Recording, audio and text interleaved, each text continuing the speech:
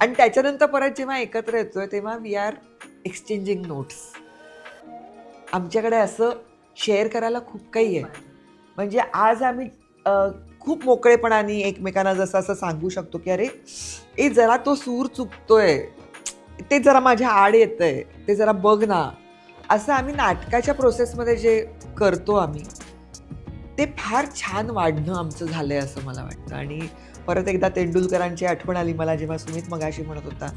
आम्ही एकदा सखाराम बाइंडर आम्ही जेव्हा करत होतो डॉक्युमेंटेशनसाठी, तेव्हा एकदा मी, सोनाली, संदेश, अमृता आम्ही सगळेजण त्यांच्या घरी गेलो. सयाजी नव्हता, पण आम्ही बाकीचे सगळेजण गेलो होतो आणि तेंडुलकर नाटक सोडून बाकीच्या सगळ्या विषयांवरती बोलत होते. तर आता त्यांना नाटकावरती कसं आणायचं, तर अशी सोनाली अशी सहज बसली आणि म्हणली, बाबा मी असं ठरवलंय की केस माझे हायलाईट्स आहेत ना ते काढून टाकायचे लक्ष्मीचा रोल करताना. तर मला असं एकदम झालं की हे काय बोलते ही यांच्याशी नाटकाबद्दल बोलताना.